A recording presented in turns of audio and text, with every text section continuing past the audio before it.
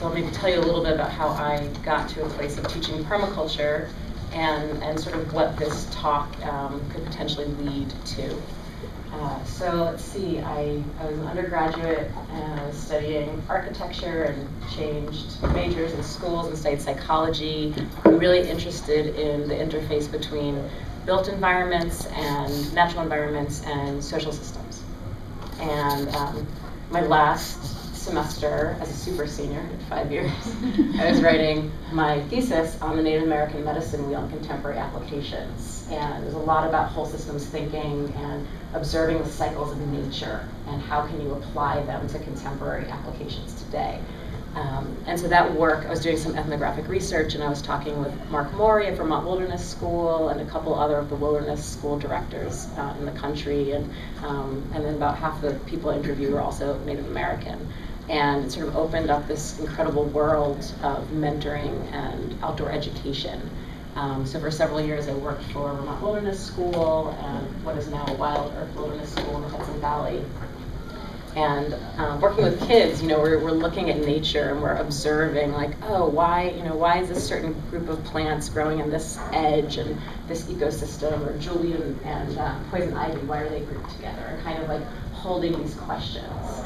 And as much as I love working with kids outdoors, I'm also interested in designing for change. And so that led me to permaculture. And while I was living in Austin, Texas for a couple of years, I got my certification there.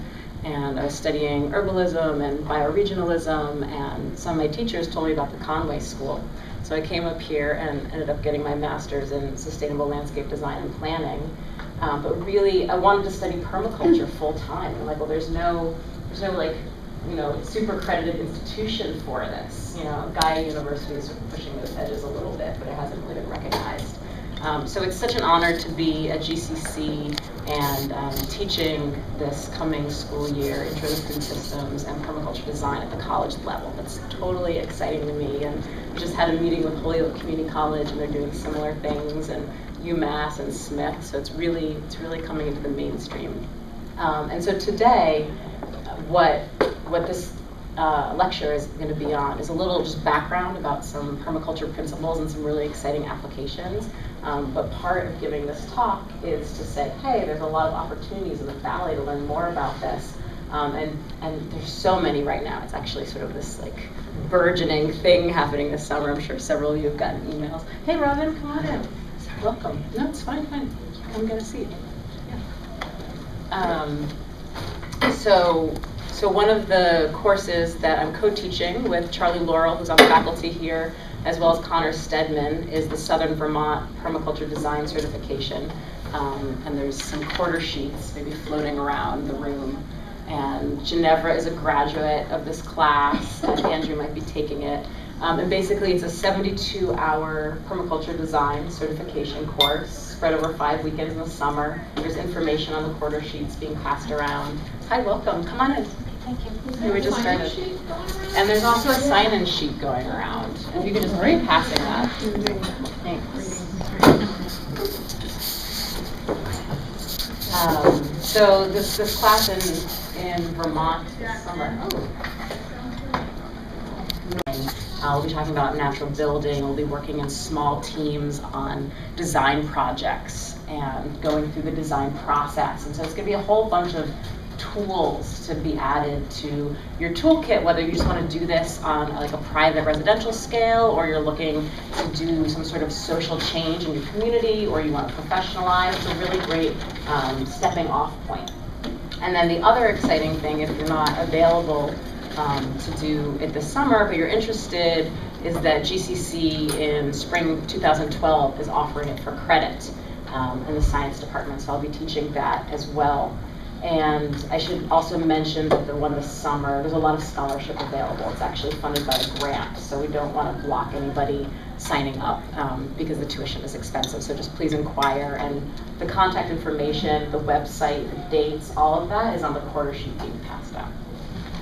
The summer one at Southern Vermont? Yes.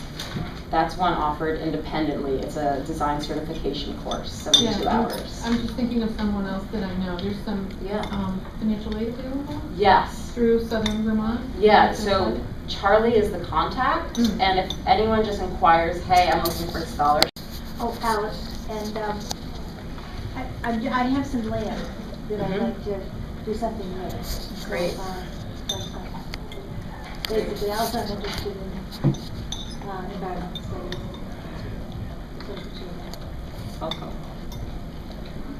Robin? I did a version of permaculture. I learned it from Joel Mollison's books way back. There's a lot of different schools of thought, and part of why I find it a successful, I don't even know what you would call it, but practice and theory is because it adapts to change, it evolves over time. And so it's not dogmatic, it's something that is really open to feedback and response. And whoever sort of takes hold of it morphs it and molds it in their own way. But there are some core ethics and principles that we always kind of come back to.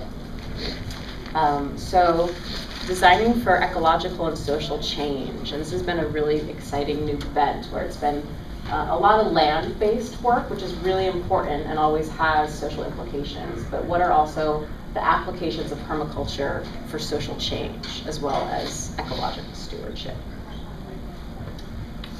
So this is kind of a big fancy definition of permaculture, the conscious design and maintenance of agriculturally productive ecosystems, which have the diversity, stability, and resilience of natural ecosystems.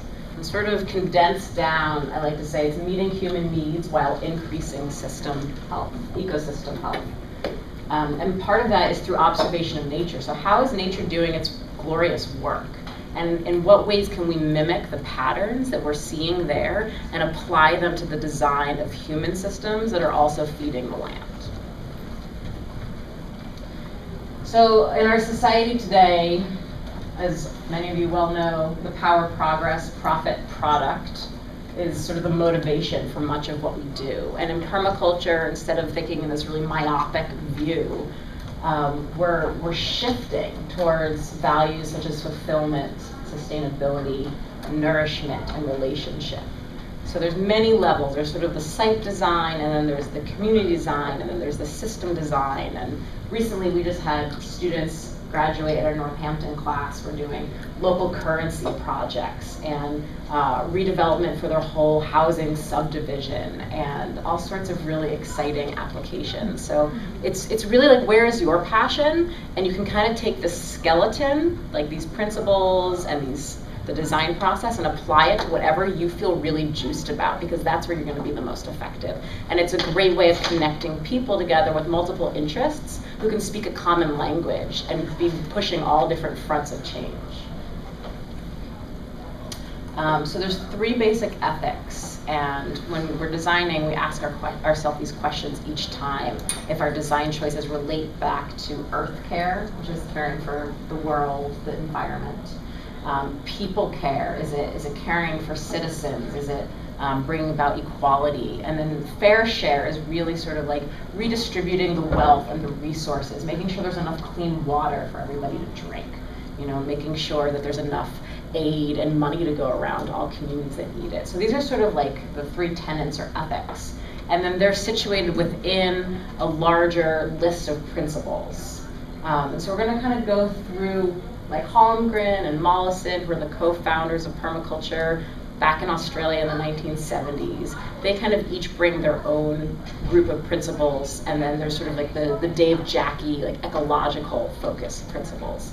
So we're going to look at ones that sort of speak to a lot of different people, and you can kind of take these home with you and make them your own in whatever projects you have. So who was saying they were down at the Holyoke Forest Garden? That's what. Yeah, so this was back in 2004. Eric Tonesmeyer and Jonathan Bates and their partners co-bought a 2-family house in Holyoke with this barren backyard. I think it's about an eighth of an acre. And they're like, well, what can we do with this? There's this problem, there's these urban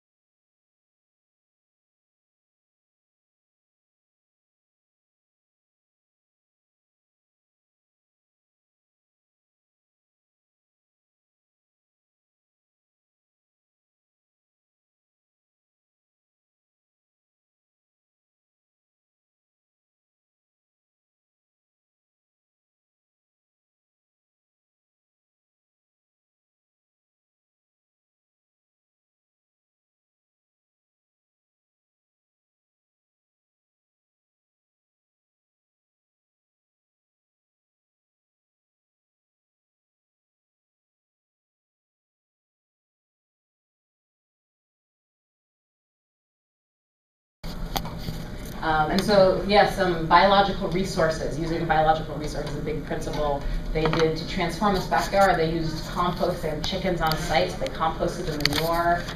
They captured water, they have rain barrels, they have a pond. They're using plants as food to feed their family and medicine.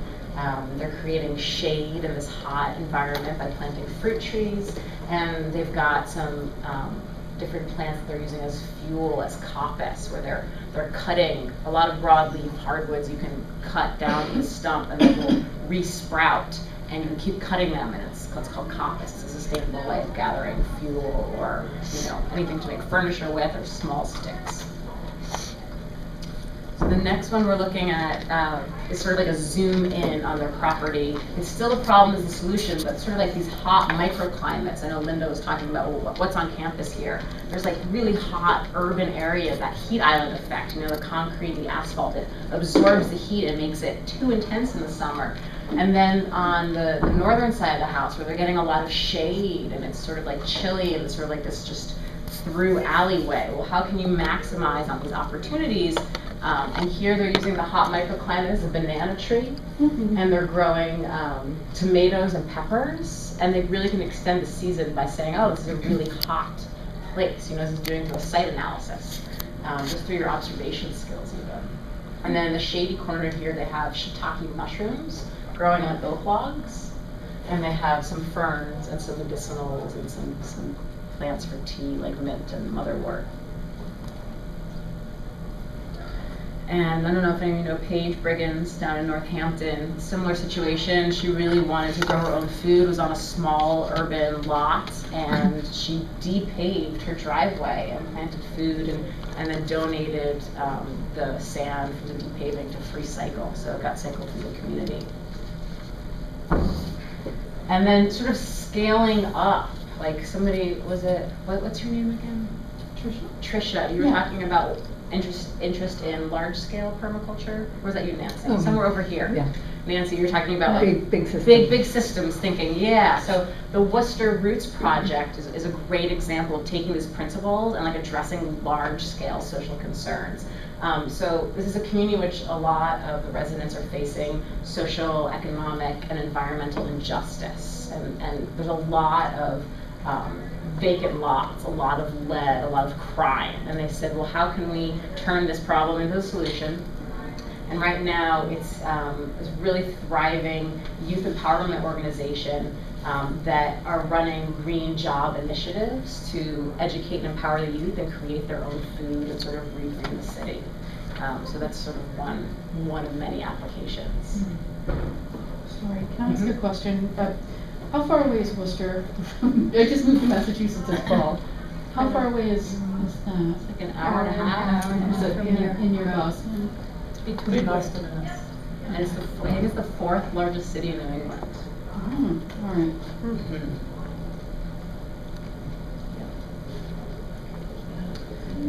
Okay, so moving on, as we spent kind of a big chunk on the problem as a solution, but it's just a really key one to always keep coming back to. Instead of resistance, it's like how can we embrace and transform? So looking and working from patterns to details.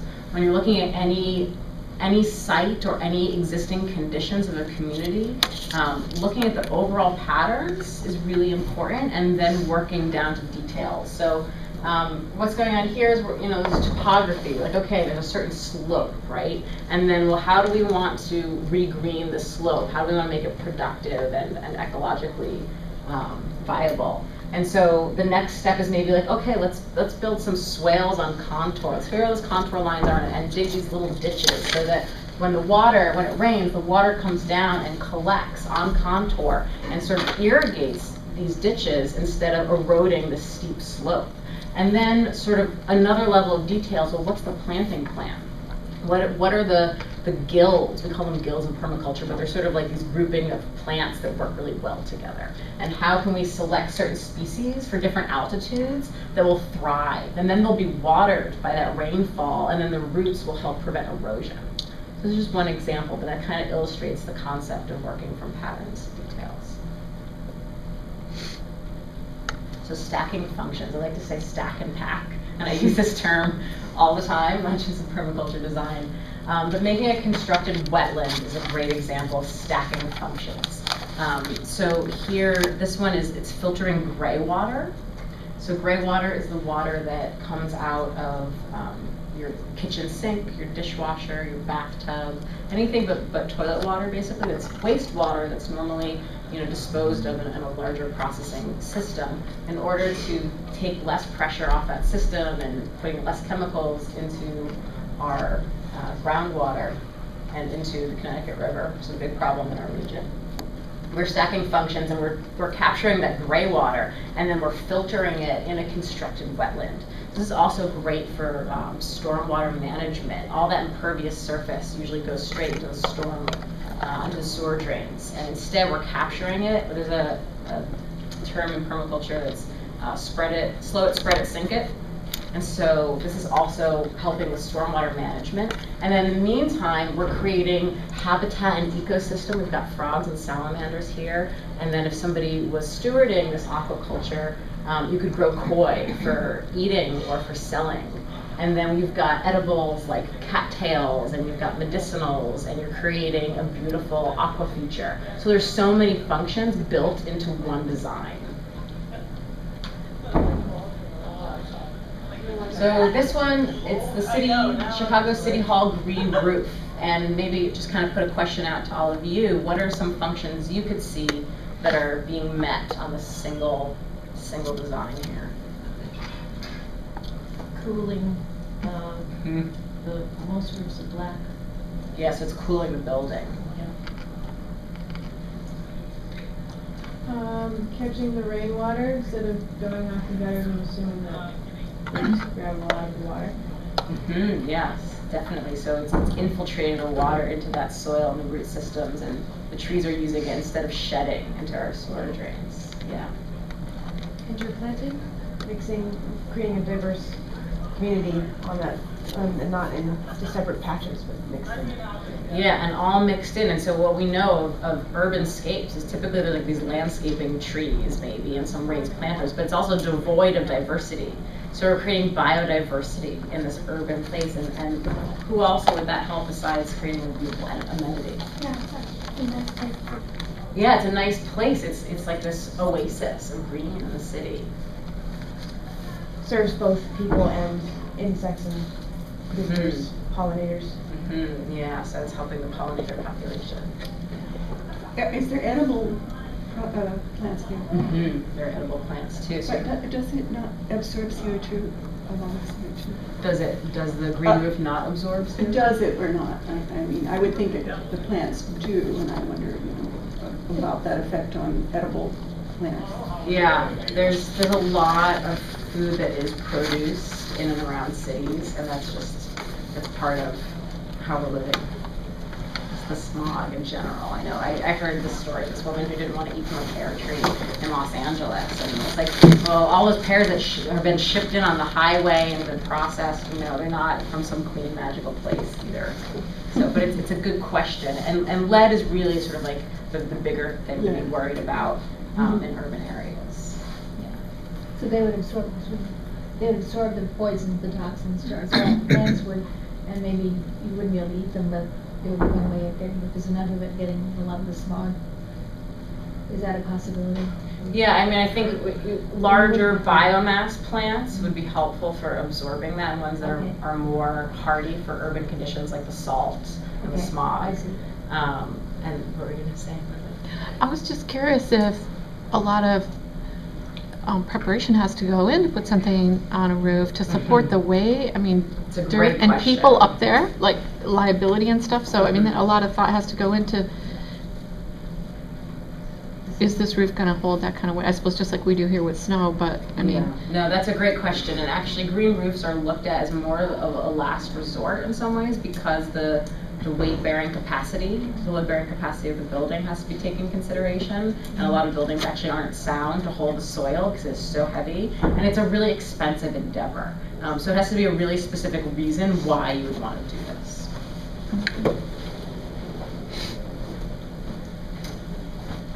Okay, great. So redundancy, we've touched on this a little bit. This is a community cheese cave / root cellar in East Warren, Vermont.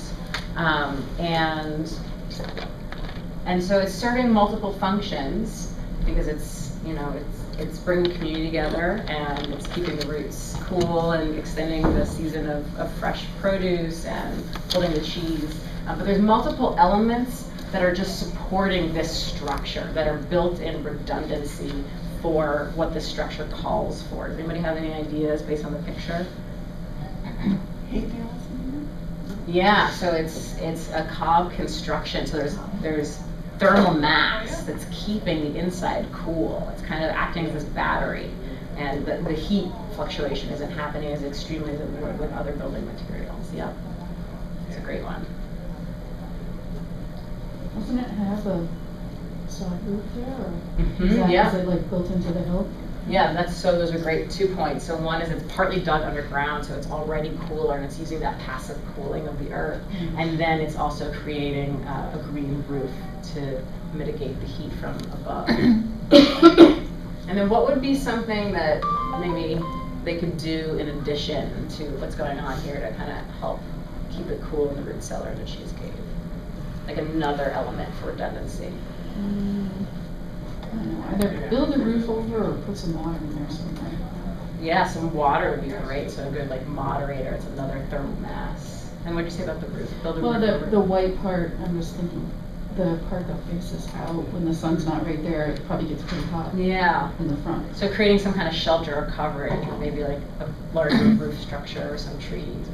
Yeah, great. So this is an example of because if one of these systems fails, if you're only reliant on one thing, that makes you very vulnerable to any kind of change. But if you have multiple things that are supporting the same function, then if one or two of those goes out, you have some backup already in place.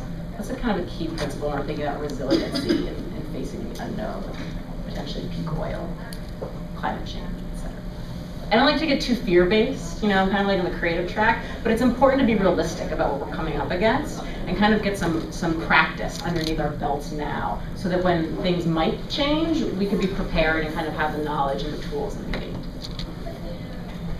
So functional interconnection, where the products of one element are feeding and are inputs to the next element.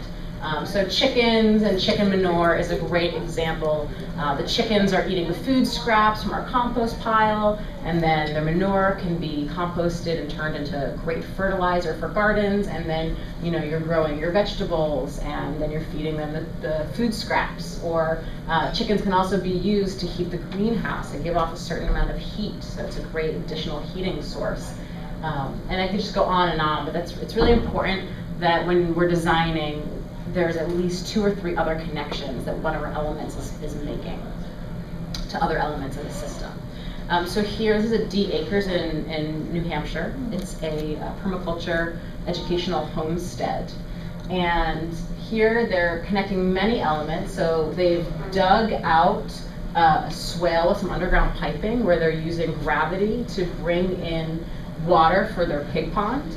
And the clay that they've pulled out of the soil, they use to create a natural building greenhouse that's south-facing. The pigs also go inside the greenhouse at night, and they give off heat. They're used to root out vegetables if they want to cultivate fields or put up any buildings. Not vegetables, sorry, tree stumps and other woody roots. And then, of course, the pigs are great for meat. They'll eat compost, and they also produce piglets for sale. Functional interconnection, part 2. So it's just basically mapping out. It's really exciting if you're like, well, I know I want these things in my design, whether it's for your site or you're like, in my community, I want to see these effects. And you sort of create a mind map and see where all the connections go, and then which one seems sort of isolated, and how can we build something in to support that one. And then relative location is sort of similar. We were talking about a little bit with the pigs. You want to keep the pig pond and the pig area near the greenhouse, near the compost pile. That's really important to think about where you're siting elements. Because if you're siting your garden far away, most likely you're not going to be tending the weeds. The pests will come in. So it's important when you think about this. So in this version, in this slide, it's a south-facing passive solar home. And they decided, oh, well, we're going to put our pond on the south side. It's going to act as that thermal mass, that battery. So in the winter, also the water, before it freezes, it'll reflect light to bring more light into the house. And the summer, it'll keep it cooler. Sort of in the night, it'll absorb that colder air and radiate it slowly out during the day.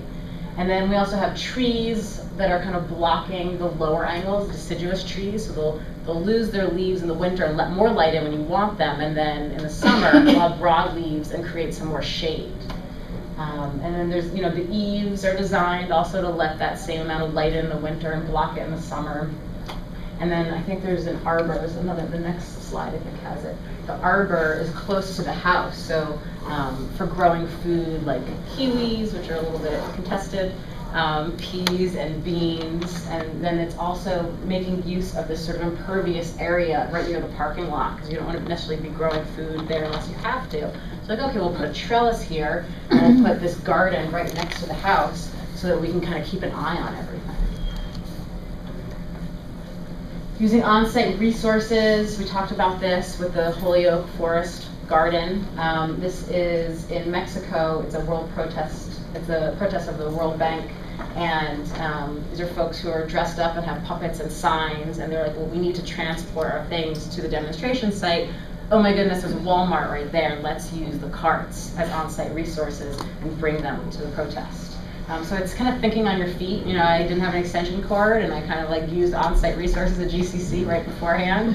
Thanks to Linda, you've got one now, so you can see the slideshow. But it's also getting at the embodied energy, because if we're importing materials, the embodied energy, which is like the amount of fuel and time that it takes to transport things, and then you're sort of also losing in cost, because then you have to pay a middleman. But when you're using on-site resources like that coppiced wood for firewood, it's right there. So you're kind of closing the loop. And let's see what else we have here. This is Yestermorrow in Vermont. It's a really awesome design build school. Actually, UMass is offering a semester at Yestermorrow for credits. I know, it's a brand new program. It's pretty exciting. So this is a composting toilet. And they're using a lot of on-site resources. So they've coppiced wood to create their structure. Since they're doing a lot of building, they have a lot of sawdust left over, so they're using the sawdust to cover up their poop and pee. And then they're letting it sit for 2 years. They have a 2-year system, so they've built a container for 2 years worth of human waste. They let that sit, and then they transfer to the next toilet. And then 2 years later, this one is ready. The pathogens have been eliminated through composting, and they can actually apply it to whatever plants they're growing there. And so it kind of goes back and forth. So it's using on-site resources. It's not flushing out our waste and having to be processed. And it's a pretty sustainable system. The Humanure Handbook is a great handbook if you have questions. What? The Humanure Handbook. Oh, Humanure. And basically it makes sense, sort of the amount of waste we produce in terms of urine, nitrogen, and then also nitrogen in poop for the amount of food we eat per year gets eliminated. So we produce the amount of compost we would need to fertilize the food we need for 1 year. Does that make sense? Kind of in, out, in, out. So somebody said excited, I think it was Robin, you're talking about what are some more contemporary applications. This is a great example in Portland, Oregon of city repair. Who's heard of city repair here? A little bit. Montpelier is actually doing a village building convergence this summer, which is based off of a model in Portland, Oregon.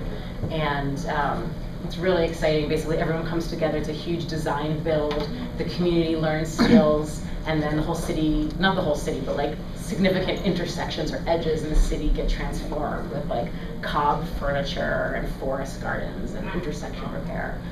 So City Repair has done this children's playhouse. Excuse me. And they basically brought in what was waste product or burdening them, which was toys that had been accumulating in people's attics, and created this outdoor hut that was a good relative location. It was in a central place in between a lot of houses where the parents could keep an eye on the kids, but they could come together and have an outdoor space that was their own. So it's a really creative response. This is part of a larger system they have going on there. We'll get to in a couple of slides, but Where we're was thinking that? about, that was in Portland, Oregon. Where they're thinking about nesting systems within systems within systems, and how do they all interconnect. Catch and store energy, again, we're back at D acres here. As much as we get energy and we kind of let it go really quickly, and it creates a lot of wasted energy. And so the more if we have energy coming onto our site, we can catch it and use it and catch it and use it again and again, you get so much more efficiency out of that energy. So here there's a great surface area to be catching rainwater off the roof. And so they're using a rain chain, and it's coming into a trough to feed their draft horses that they plow with. And then the overflow is going down to that swale we saw in the earlier slide that was feeding the pig pond. So it's using that water again and again and again. Similarly, ponds, they need aeration. And so looking at patterns in nature, so this flow form is what we call it. That's how you kind of see eddies and streams. That's how ponds sort of aerate themselves and rivers aerate themselves and create oxygen for the fish. So you can capture water and aerate it through these flow forms, and it also will settle out the sediment as it goes down the swirl, and then it's better water for the fish, and then you're not having to like supply a mechanized pump as often as you might. The edge effect is really important when you're thinking about ecology, sort of this idea of ecotones, when two bioregions come together, or two landscapes. So if you think about the edge of a forest and a field, that's where most diversity is, like teeming with life, and the most interesting things are happening. But we can also think about this with a social application, and folks who are living on the margins, who are not necessarily accepted or valued in society. They're not part of that system. They're not benefiting from it. So they're kind of on the margin looking in. They can be objective about what's potentially wrong with the system, and more motivated to make change because the system's not serving them and they're not being acknowledged by it. So it's really interesting principle for many applications. So I always try to think about where the edge is, and like what exciting opportunities for leverage are happening there. So this is an on-site sort of a installation version. It's called Herb Spiral. It's kind of typical in permaculture, but it's a great example of using the edge to maximize growing space in a limited area, like an urban center.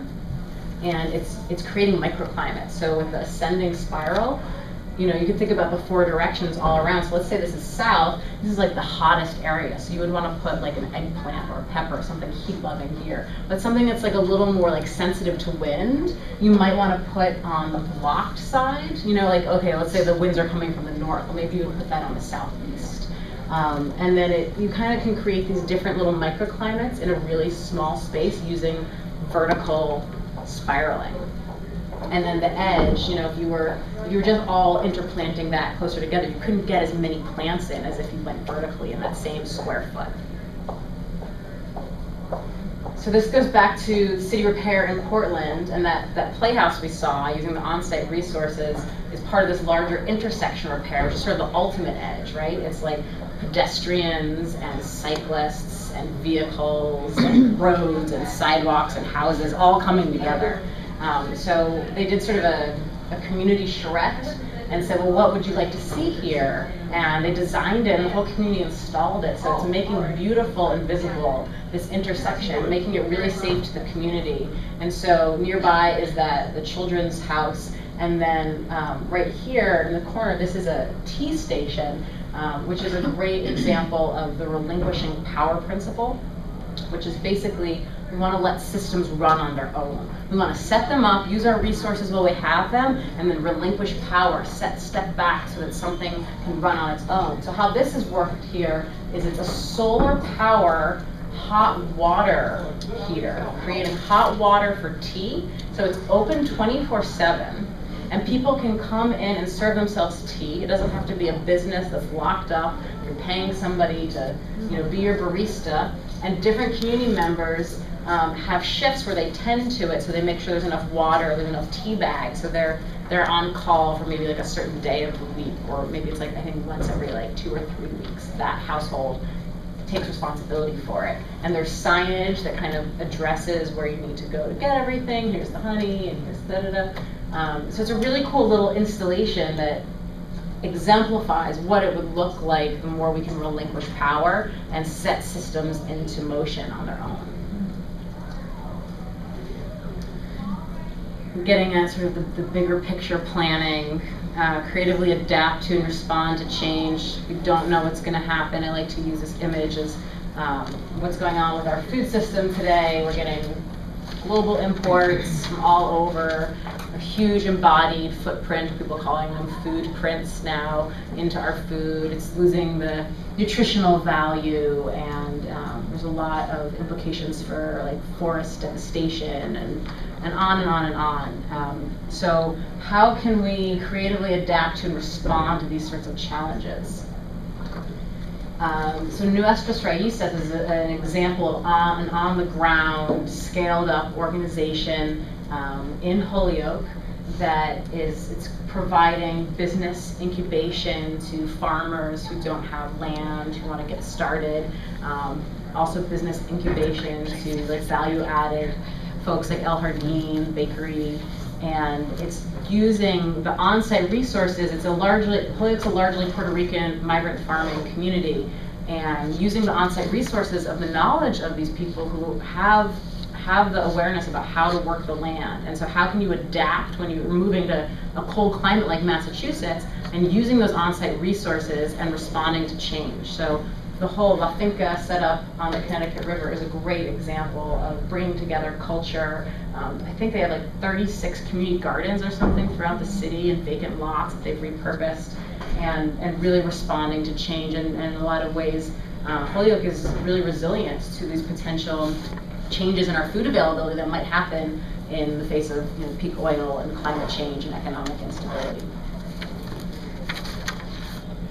And so I just wanted to leave you all with a couple of student projects. This is the recent graduate class in the Northampton PDC. They just, permaculture design certificate. They just finished a couple weeks ago.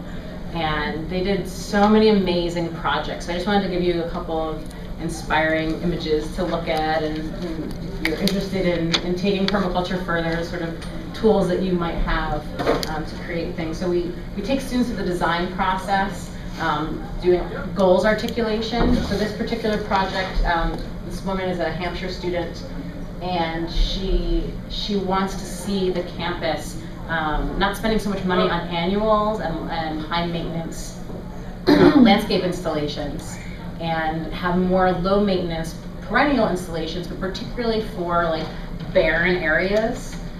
So she's focused on this particular site. I'll show you in the next slide.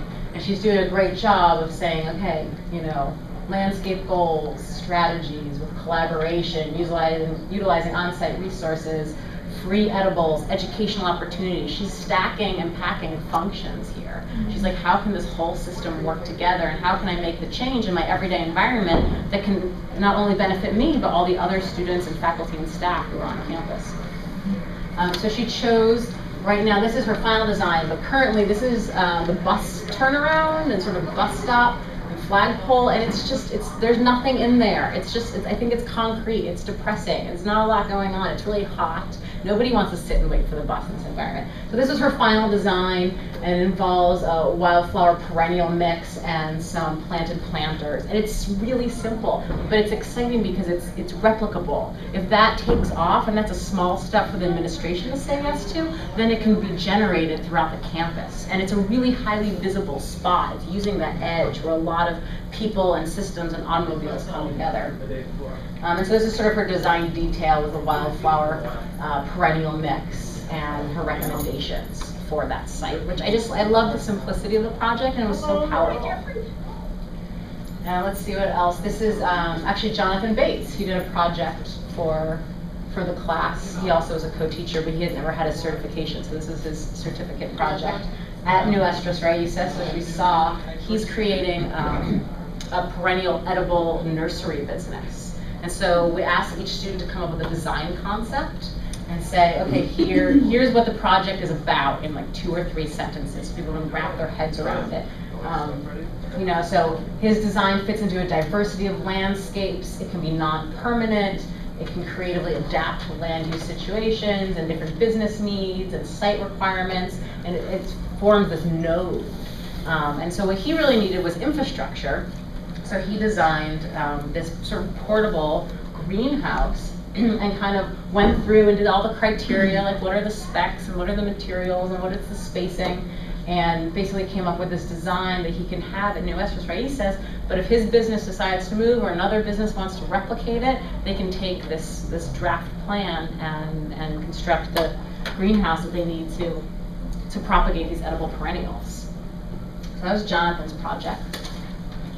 And then Hannah Fjeld, she did a residential scale. It's actually her parents' place in Vermont. There's a lot of residential scale projects because people want to transform their backyards. They want to live more sustainably. They want to grow more food and be less reliant on global food imports and be more connected to like just the land and the things that they're consuming with their bodies.